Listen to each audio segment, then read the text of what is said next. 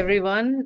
We are here today as part of Her series, which is Herky and INKWomen coming together to launch this series, where we get to talk to some of the most amazing women across India.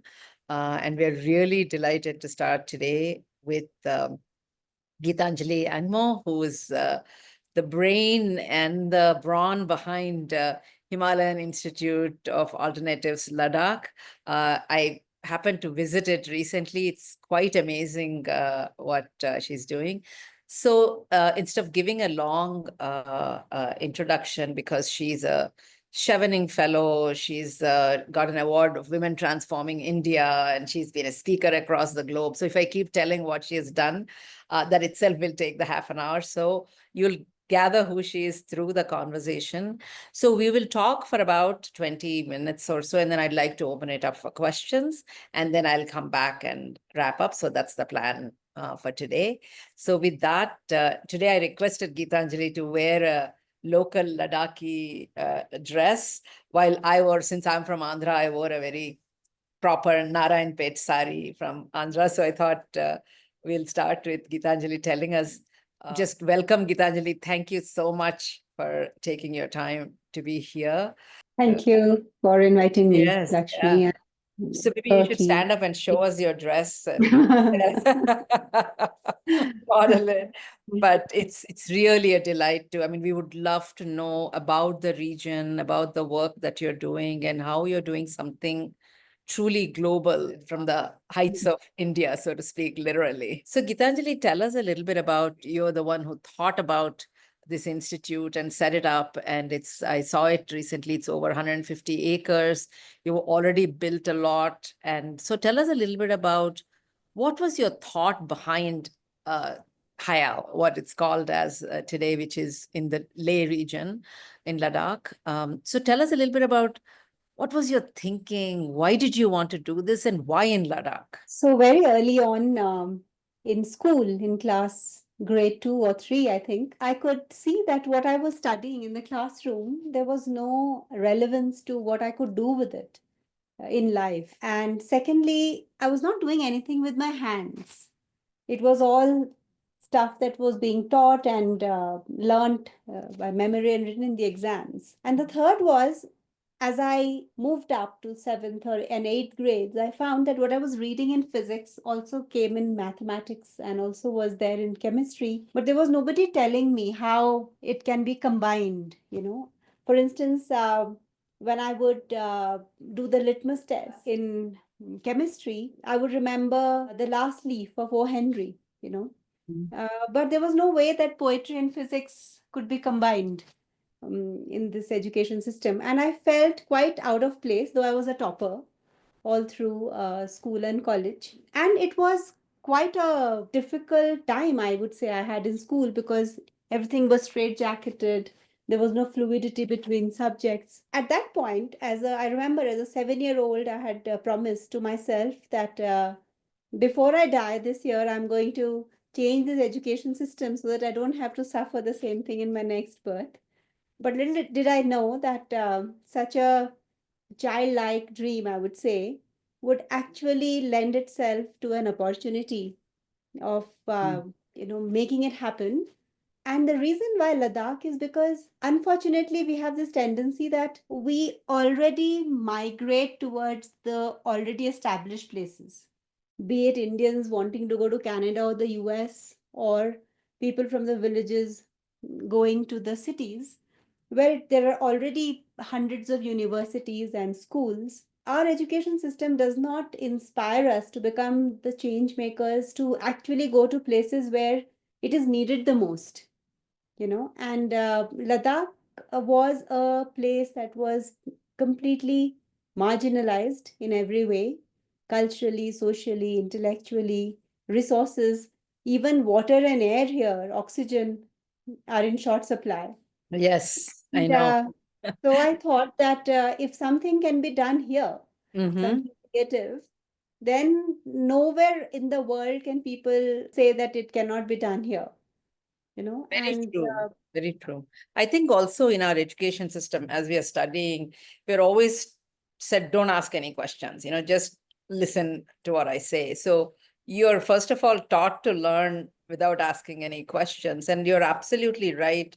I don't think even till you go to college and do some chemistry experiments, you're not doing anything with your hands. So absolutely And right. yes, and simultaneously, what happened was at the age of 16, Mm-hmm. I got this beautiful opportunity to be introduced to Sri Aurobindo's yoga Mm-hmm. through a youth camp that I attended in Pondicherry and was exposed to the Auroville system and Sri Aurobindo and the mother's concept of integral education. And it Mm-hmm. appealed to me so much, which said Huh? that we are here to develop all the aspects of our personality. Mm-hmm. And but what was happening in my school and college was very different. So I Mm-hmm. had a parallel learning track of my own as per Sri Aurobindo's philosophy. Mm-hmm. And that was my true education, I would say, what helped And me become who I am. so, And sorry, go ahead, finish. I uh, apologize. so when this opportunity came to set up an educational institute which would be built on these five pillars that I thought was most important. Mm-hmm. The first was that education has to be contextual. Mm-hmm. I remember in class, when I was in class one, I was reading Little Red Riding Hood, and there it was, her grandmother lit her a warm fireplace. And I would wonder in tropical India, 5-year-old child is thinking, why, when it is so warm that you have to light a fire?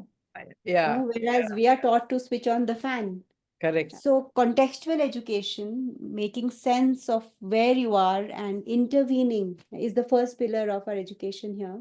Engaging with our hands and learning by doing is the second pillar. Combining all the subjects because the reality is composite is the third pillar, transdisciplinary education. And the fourth is to think out of the box, to think innovation, to think entrepreneurship, to think social impact, Mm-hmm. and which is based on deeper order feeling of compassion, of making a difference to where one is. Not just pursuing education as personal liberation or livelihood, but to use that knowledge to uplift, the place one comes from. That is the fourth. And the Mm-hmm. final is to bring back what India seriously lacks today, this spiritual education, and Mm-hmm. what set us apart and distinct. Mm-hmm. And so Yeah, these are the five pillars which emerged out of my practice of Sri Aurobindo's yoga and yeah. of having been in that education system. Why India was not, the guru of the world? Why was it not number one in GDP? Is because Mhm. we were not following our Indianness, our Indian genius, Yeah. our Indian ethos.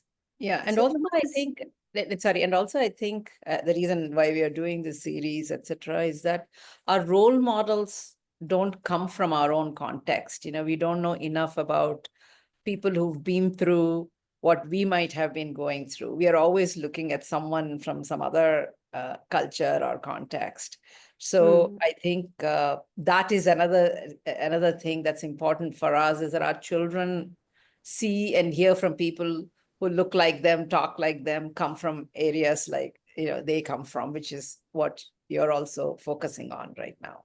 mm. And I have another question for you, Gitanjali. I mean, since we're talking about interdisciplinary, I thought we'll divert a little bit and go to your own upbringing, because, for example, I grew up in the South in Hyderabad, and we've had exposure to music and dance and things like that, but it was very, very focused on academics, like you just do academics. It's only when I went to US that I really learned a lot of other things, be it running, rafting or whatever, something outside of academics.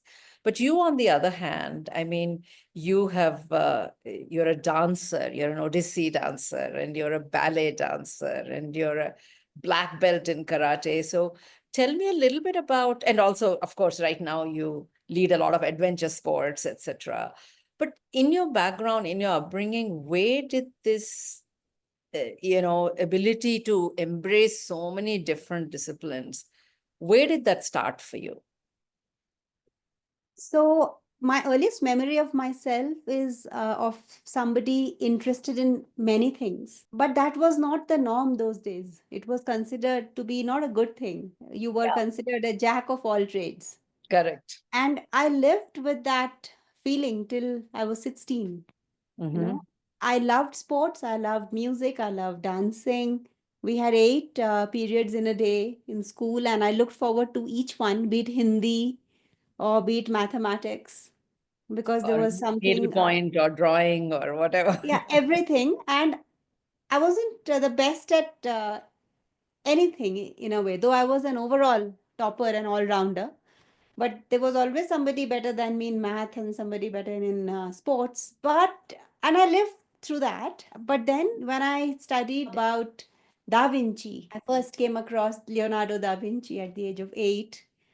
And he was a sculptor and he was an anatomist and a mathematician and all strange combinations, Artist. Yeah. artist. And then I thought, no, I'm not that weird after all. There have been people, and that's when I came to know about the Renaissance period, Mm-hmm. how it was very different from post-industrial specialization phase. Mm-hmm. And soon after that, after 2 years, I came across Sri Aurobindo's integral education, where one was supposed to develop all aspects of one's being. And I was a very frail child. I was very skinny and weak, Mm-hmm. and I was never good at sports. But I knew how to use physics into sports. Yeah. So, for instance, when I learned that things go farthest when they're thrown at 45-degree angle, I learned to just position the discus in that 45-degree and just use all my strength, and I Yeah. would come first or second in discus throw. Yeah. So all these things were happening simultaneously, like physics and sports, Mm-hmm. which today we would call interdisciplinary or Yeah. transdisciplinary. Mm-hmm. But I could see those connections around me Mm-hmm. all the time, but nobody was talking about it. Neither Right. the teachers nor the students. Mm-hmm. But thankfully, Leonardo da Vinci as the first role model, and then Sri Aurobindo as Yeah. the second. They inspired me to develop all aspects of myself and my parents, I would say my mother especially. She, in the 70s, she brought me up like a son. I was given the freedom to choose, to make mistakes, to do whatever I wanted. And I could see that how an understanding in one thing connected the dots in the other. And with the freedom that was given to me by my mother, Mm-hmm. um, I became pretty fearless in a way. I was Mm-hmm. traveling alone at the age of 16 in the 80s, which was not a normal, common thing Yeah. those days. One of the things I just want to touch upon, Gitanjali, is that, I mean, you kind of alluded to it, is how you learn about one thing through something else. Today we teach physics as a subject, chemistry as a subject, math as a subject. But if somebody were interested in sports, say, you can teach everything through sports. You can teach Exactly. everything through architecture. You can teach everything through, I mean, if we reversed it and said, I'm actually, if you're interested in landscaping, let me teach you landscaping. And in that, I can teach you biology, physics, chemistry, etc. So, and I know that I've been to HIAL and what you're doing. One of the things I want you to talk about is how you are, for example, in HIAL, you are building buildings with different materials to see which one is best for sustainable architecture, etc. So tell us a little bit about how you have your students actually take part in that. One of the things Yeah. you also talked about is working with your hands. So how are your students learning at Hayal? That's very different than anywhere else. So I was telling you the five pillars. The second Right. one is experiential learning. So Mm-hmm. experiential is not just learning by doing, it's also learning by being, learning Mm. by immersing. It is Yes. learning through lived experience. So you can do a PhD on sustainability, but not live a sustainable life at all. Whereas you could be in an environment where everything is done in a regenerative fashion and then you just imbibe it through your actions. So, coming back to the sports thing, if you saw the school that we are building, kindergarten to 12th, just next to it is the gymnasium. Correct. Correct. Because through ice hockey, for instance, when you turn your body, you can learn angular momentum, better than any graph or formula on the Yeah. sheet. Similarly, the buildings which you see here, these are exposed bricks, straw clay bricks. This is the straw from Punjab, which is burnt every year, and Otherwise would have caused a lot of pollution. pollution. That straw. Yeah. And it is brought here mixed with clay, and we use it for the walls. And this particular room, which we use as a studio, instead of having a very plastered wall and then using cloth over it, we leave it exposed so it works as acoustics. Mhm. So Yeah. minimalism can be best taught by such usage of material. Yeah. So all our buildings, they stay at plus 20 when it is minus 20 outside in January, in, Yes. in Yeah. winters. Yeah. It's because the buildings are built with clay Mhm. and insulated with straw clay blocks or other sawdust material or pashmina waste, the wool that comes. So when you Mhm. use waste pashmina wool, you are teaching students about recycling, upcycling. Yeah. And when you have these buildings, they go beyond net zero, which the world is struggling for.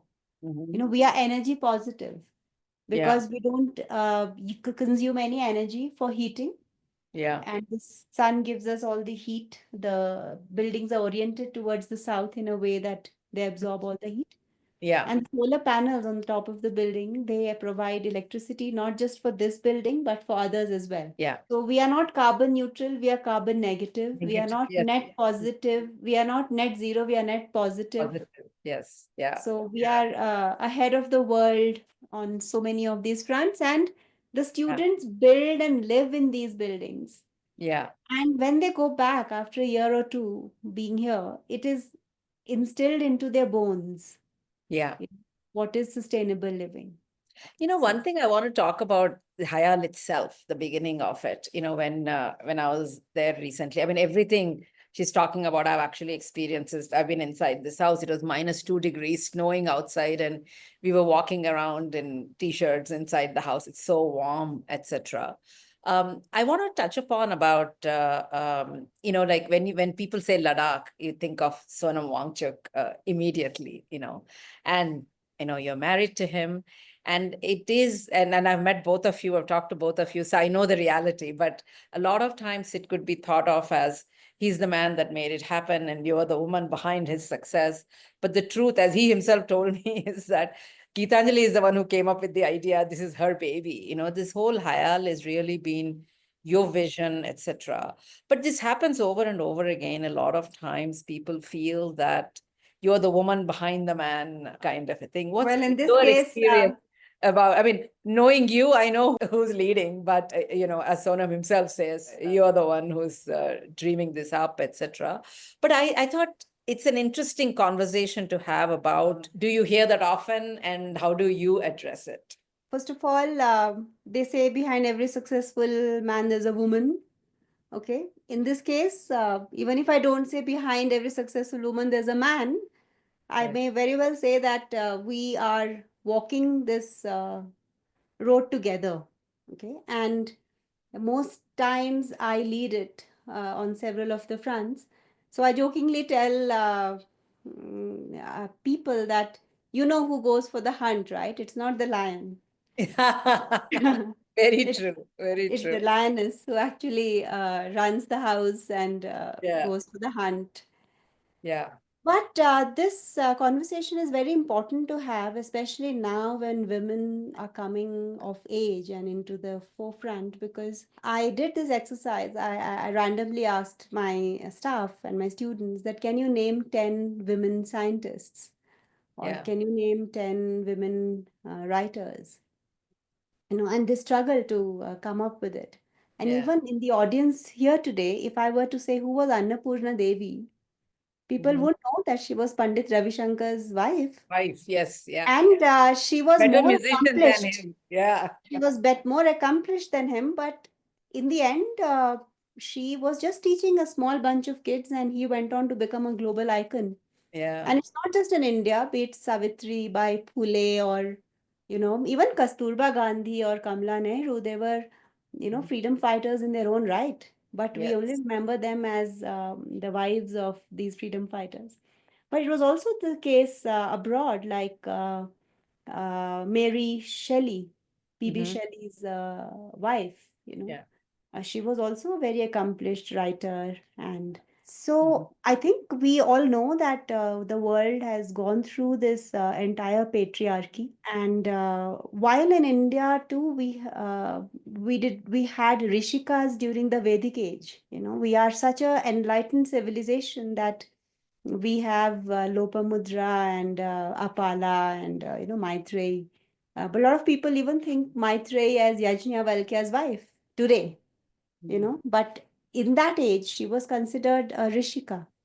Mhm. Yeah. So I think we in India also have been contaminated by that patriarchal mentality, which Mhm. we did not inherently have Right. during Right. the Vedic age. Mhm. And you can see that the downfall of the world parallels the way women have been viewed. You know. Right. So Sri Absolutely. Aurobindo says in Savitri that it is the mother, Aditi, who runs this world, who brings out everything out of herself. And the Purusha or the Shiva, Sri Aurobindo says in Savitri that he offered his breast for her cosmic dance, that she's the one who's doing everything as Prakriti, as Shakti, Mhm. and the man supports her from behind. So Mhm. the crisis of the world today, the crisis of leadership in the world today is also because we have male leadership predominantly. Mhm. You know, the And I think, world yeah, sorry, go ahead. Go ahead. the world will also become a better place and a more enlightened place when there is feminine leadership. And by that, I don't mean women leading, I mean the feminine qualities, Yes, coming yeah, out right. in the front. And we have always been, and a true feminine, a true woman leader is not feminine, or weak Yeah. as the synonym. We have always stood by the concept of Ardhanarishwara, Yes, where yeah. blend the best of the man and woman. So how I handle it is, Mhm. yes, it sometimes bothers me Yeah. because a lot of visitors who come, they make remarks like, "You're very, what do they say? You're very lucky to have married mm, Yeah. him to be Yeah. his wife." Then I asked them, I said, "Do you think it could be the other way too?" Other way around. Yeah. You know, He might or say it otherwise. yeah. Yeah. Uh, Yeah. but I think Lakshmi, through Ink Women and her key, I think this is one aspect we have to Yeah. seriously work on, Hmm. because lot of, if you look at 10th grade results, girls are leading, they're getting more Right. sentence. 12th grade is the same. Higher education, you have more women percentages. But by the Hmm. time you reach CEOs, Yeah. world over, you have less than 5% women who are CEOs. Yeah. Because I have experienced that glass ceiling, though I Yes. was, and when I was a young girl, I was in class one and I saw this Hindi movie, and there was this secretary, you know, I was Yeah. wondering, why is she not the hero? Hero. Yeah. Why isn't she not Why the? why doesn't she have a secretary? And when I Yeah. grow up, I'm going to be the boss and have a Right. man secretary. And after my MBA, when I joined the corporate sector, I did have a man as my secretary. Yeah. Similarly, women are tied to the chair and they are shouting for help. And I used to think, why can't they fend for themselves? And Yes. Yeah. I did it when I became a black belt in karate. I Uh-huh. have that confidence that one on one I can maybe deal with two or three men, but if I have a nunchak with Yeah. me, I can deal with six or seven men. Right. Yeah. So Yeah. I think it's a two-way process. On one Yeah. hand, Men have to be sensitized to make way for the women, but more important is the woman has to also stand her ground. And I Yes. tell my women employees that don't stand near the wall. Come and sit at the head of the table. Take your place there. Yeah. So it's a very complex phenomenon. Yeah. Uh, and I, in my best way, I try to sensitize people about my role in HIAL, Yeah. and that I am not executing Sonam's vision. I'm Right. as much a strategic, thinker, and Yeah. as much a person who leads from the front, because it's important for all the women to know this, I think to you said something very important, Gitanjali, that you talk to your team members, which I think all of us talk to our younger members, is that first take the seat at the table. Don't wait for someone to invite you. Don't hesitate to take the seat, because most of the women have this, voice going on saying, maybe somebody else will need the seat. Let everybody sit and then I will take the seat. Maybe I should sit at the back. We go too much into our heads instead of just taking the seat. And I think I also agree with you that it's not about men and women. While I say that there should be equal number of women at a workplace, we cannot have only men. And at the same time, the men should be comfortable embracing the feminine, and the women should be comfortable embracing the masculine. It's not about being men or women. It's about when to do what, kind of a thing. And I've experienced it. It's I just have to say something very funny. When I started my job at Intel, we were our secretary said to me, because every room you go into, I'm the only brown short woman. Like everybody else is tall, white, male. All these things. So she said, when someone says, "Hey, where's the coffee?" Don't ever get up, you know because your instinct is, let me go solve a problem that's there. But her thing was, if it's a strategic problem, you solve it. But if someone says, where is the coffee, you don't get up, you call me. So it was such an insightful thing to say, because the minute you get up, the next time everybody will look at you to get the coffee. So it's I mean, these are the things I think women have to learn. If anyone have any questions, if you have, please post them. Hi, Lakshmi. I'll intervene here. This is Avni. Thank you, Gitanjali. What a lovely conversation and such interesting insights and answers.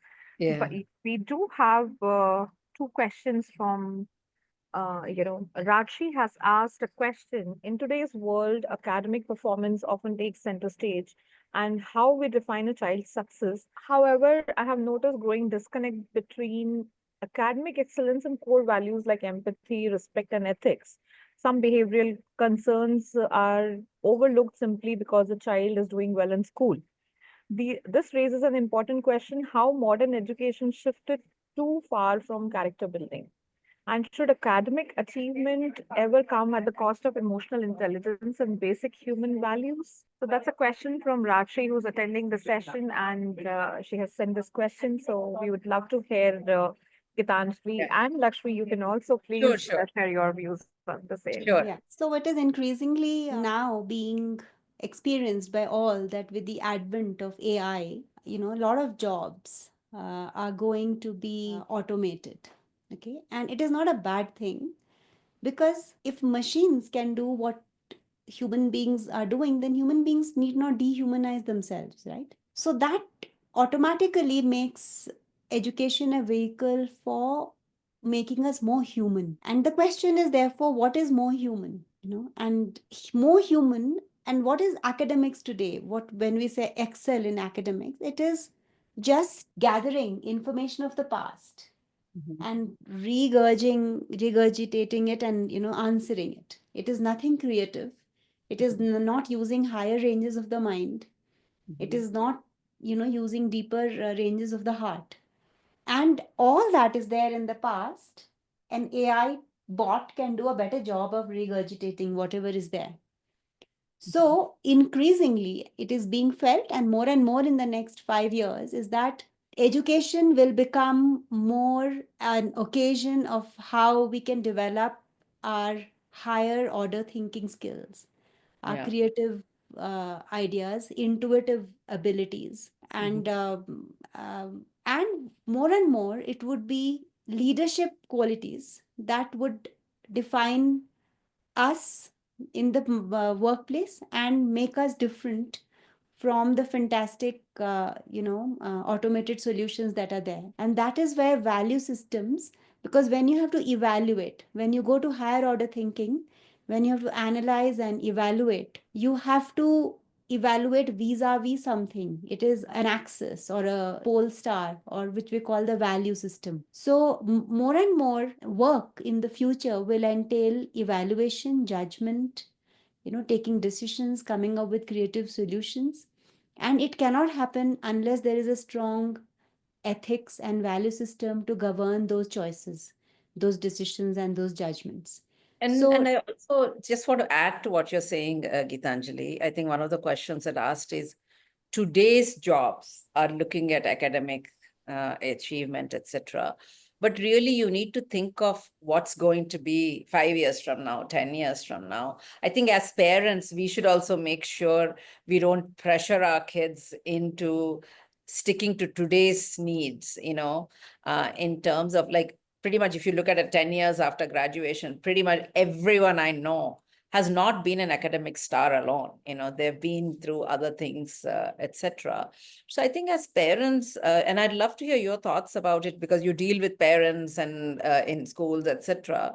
Is that how do we as parents train ourselves to not force our kids to academic excellence at the cost of anything? Like whether you have to cheat, whether you have to do, whatever it is, it doesn't matter. You have to come first. A child shouldn't feel that. They should feel, I need to understand what I'm studying. And if I'm slow, I'm slow. If I don't like it, I don't like it. I mean, you should have the choice. So how do we as parents train ourselves to allow our kids to be better learners? Do you ever have conversations with the parents about this? And I'd love to hear your thoughts on it. Your son is a filmmaker and stuff. So, mm, what are your thoughts on how parents should actually not succumb to this pressure? so that's where we need, it's more than the kids. If they're left alone, they do pretty fine. But it's this social construct and this parental pressure which is the problem. And the Yeah, parents all unlived dreams or yeah, unfulfilled dreams are what they want to achieve through the child. So our selection process itself is such that we do not give any importance to the qualification or the mark sheet. So we have three criteria when we intake students in both our college, university level, and which we will be doing in our school. So the first is what is their big idea in life? What is it that they want to change or do? So at the postgraduate level, this is one of the things that they have to ask, where they make a difference to the world. Okay, a big idea. The second is what has been their portfolio of work.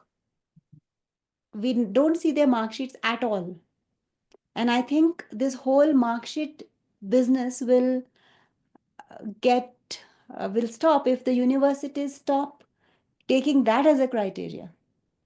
Let's say IIT has a criteria that the last round will be that you take radio apart and put it together, yeah, because that's your engineering brain, you yeah, know. So it will become very different the way we train our kids. So the very parents who are now telling the kids don't touch the radio or the TV, they will bring them radios and television sets. Please put them apart and bring it together. yeah, So it has to come from both the ends, policy, how we intake. Uh, this whole school education can become a lovely experience if the intake of university, as in India, becomes more innovative and yeah, more, creative. yeah, Uh, if they work on your innate ability, to think yeah. differently, creatively. So while NEP has come up with a lot of good things, but unless we change this assessment itself, you will change parental behavior also. Yeah, and I'd like to just end this conversation, because there is a pressure. I mean, today's world, marks do matter. But I think it's important for us to remember in the long term, again, even if they don't get into the right college or whatever, a child who understands what they're studying, who applies what they're studying, always comes out ahead 10 years from now. Exactly. Even if they were, I mean, I have seen people who went to engineering schools or any schools in very, very normal places and doing extremely well, while an IIT topper just being stuck at a certain level just because they cannot apply what they have learned. So I would say that yes, while there is a pressure, give your child the chance to learn and understand as opposed to somehow pushing through the system. Is there another question? Because we'll take that and then we need to wrap up because we may be going over time because I have a couple more questions for Gitanjali. Is there any other question? So we have another question, which is not from anybody else but myself. Thank you so Sure. much for addressing a very, very important topic, Gitanjali. I am a mother of two daughters, and my older daughter is in 12th standard. And I can very much relate to what you just spoke. And it is essentially important, again, as Lakshmi just mentioned, that the universities do not except the mark sheet is definitely one of the major criteria for the admission. And that is how, as a parent, I also just keep advising her that, this is the golden year for you to decide. So my question is to Gitanjali, if there is one thing you would want to change in the entire system, education system, what will that be? So I've just last week submitted my dissertation, my PhD dissertation, and the final insight that I got out of it is that we always praise the Gurukul system. I mean, it's never only one thing because it's always a web of many things which impact. As I said, assessment has to change, curriculum has to change, pedagogical methods have to change, and all of that. But if there is one thing that has to change is what was the central aspect of the Gurukul system was the Guru. So today we have the crisis of leadership, as I said, on the world stage.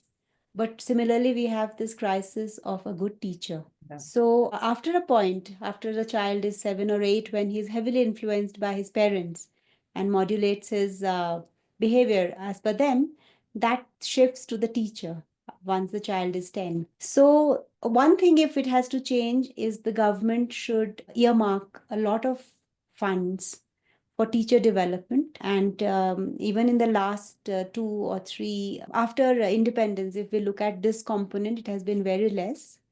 And elevate the role of a teacher to that of an engineer or doctor, if not more, because that is the defining feature in of education in Scandinavia, which we all talk about, Finland, etc.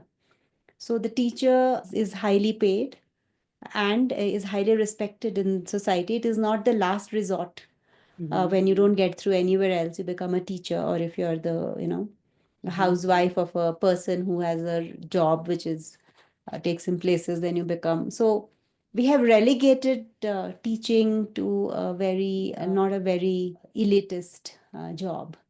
And Yeah. I think once that shift happens, students, parents, society, everybody. I'll give you the example of Ladakh. In Ladakh, we have zero crime rate. We had in 40 years, the whole shift has happened from absolutely uneducated people to today, 30 or 40% of women even are PhDs. Okay. And how did this happen is Bakula Rinpoche, who went from house to house talking to people about the importance of education. And then people like Sonam Wangchuk, who have devoted their entire lives towards reforming education system in India. The guru here, the Dalai Lama or the Rinpoches who come to the villages, talk to people, they are looked upon as the highest member of the society, more than the politicians or the wealthy people. The Rinpoches or the monks or people who are the gurus. And that's what is keeping this society very sane, very gender.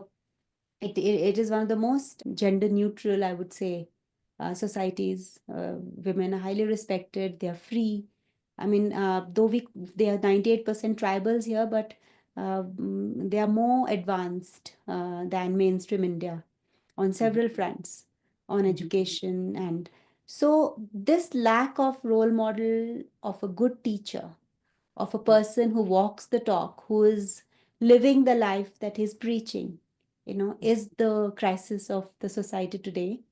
And the sooner we address this issue, I think most of the things will fall in place.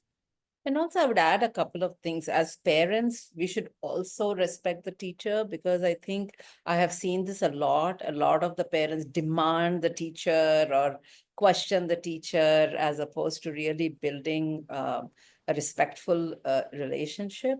And the other thing is, with technology, with AI, with all these things, the kids will have multiple ways of learning, and the role of the teacher is of a coach. They have to be able to ask someone for clarification. They have to ask someone. It's not the teacher is certified just because they know the subject. They should be trained in the psychology of the child, personality of the child, who would be good at what, and be the coach they could be, and not necessarily an instructor alone. Because instruction can be done. I mean, in fact, there are many softwares that actually customize the learning to the child's intelligence level, but you always need that guru, that teacher, who answers your questions and contextualize things. So And I leads by example. And in yes. fact, Sri Aurobindo has categorically said that the role of the teacher and the parent is till the child is 14 years of age. And Yeah. there too, you lead by example. Mhm. After 14, if you brought up the child well, he or she knows how to navigate life. And I say this from experience because Yeah. my son, from the time he was in class 10, when people pay a lot of money to all these consultants to apply for, these SOPs and stuff. So he not only chose the career himself, he applied for all the universities himself, got through them all, and figured out what he has to do. And he chose to study philosophy and filmmaking, Mhm. double major in it. And now he's on his own, trying out new things. And as a parent, all I have done is to be the mirror or a safety net. And after 14, I have only intervened when he has asked me what he should do. I've Mhm. never given him unsolicited advice, Mhm. even though I can see that maybe he's making a mistake. But we as a generation, as a society, have become very scared of mistakes and failures. Very I think that, protective. Yeah. we are, and especially this generation is getting everything on a platter. Yeah. So allowing them to experiment, to fail, and to again get up, build that resilience are the qualities which take you long term. Yeah. Not high marks and protection and getting all 100 out of 100. Yeah. And also, I mean, I would like to add that our children have a lot to teach us also. It's not a one-way relationship. They have a lot to teach us, and we have to listen to them also, because the opportunities they have, the problems they face, the earth that we're handing over to them are all much worse than we ever had. So I think, I mean, I never thought when my kid was in, second grade, I have to teach him about good touch, bad touch. I didn't realize that we have to talk to him by the time he's 8 or 10 about, drugs, or, things like that. I mean, they are in a world that's so different than the world we grew up in. And that's why we get protective. It's like, oh my God, I don't want them to. But they need to fall, they need to get up, they need to figure out how to get up. And And I think as parents, we have to constantly evolve yes, yeah. and stay in step with our children, because we have our own sets of prejudices and our own baggages. Because I remember Mhm. uh, Aryan has been getting 4.0 in everything, and in one of the philosophy papers, he just wrote something which was very good, but the teacher said it is not from the textbook, and so he got a 3 point something. And then later on, I asked him that why did you do that? then he said, Mama, you've only taught me to be an original thinker. So I wrote that paper not as a student of philosophy, but as a philosopher. Yeah. So, and I remembered, I realized at that time I had to shift my expectation of him of being somebody who wants to experiment, who wants to be creative, and not have this grade thing overwhelm the decision. So I think as parents, it's a very beautiful journey together. Yeah. When you And I when think you what you said, I just want to underscore that in terms of we have to get over the 4 point yeah problem, like even if they get a 2 point, 3 point, doesn't matter. Are they yeah happy? Are they yeah healthy? Are they learning? That's all that matters, honestly. And it's been proven over and over and over again. If you look at anybody's journey over 10, 15 years, that somebody who conquers being a good person and a learner always wins over somebody who just cracks how to get the right grade. You're so right there, Lakshmi, because Yeah. I would like to end with that, Yeah. that if as parents and educators, we are able to help our children find their ikigai, as the Japanese call it, Mhm. or swadharma, what Bhagavad Gita calls it. And the test of that is, are you up in the morning, jumping out of bed, full of excitement about the day, about the life? Is that your measure of your success? And not whether you are getting paid highly or you are getting fame out of it. Then we would have created the right kids who are happy, fulfilled, who will not go through a midlife crisis, you know. Yes.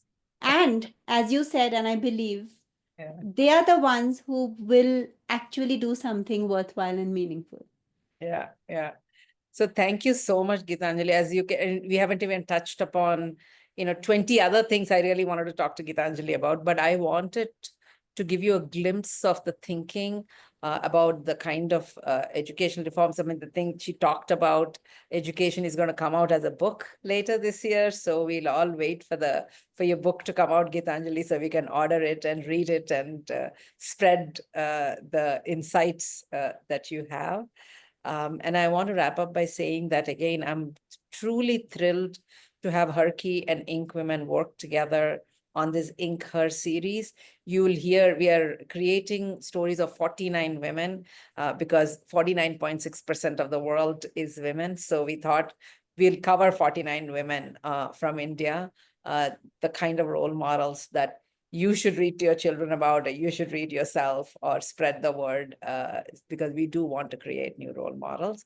And you will hear many more interviews. And thank you so much for being there, for asking the questions. And please look out for invitations for other events. And Gitanjali, thank you so much. And, really thanks for your beauty, grace, everything with which you are building HIAL.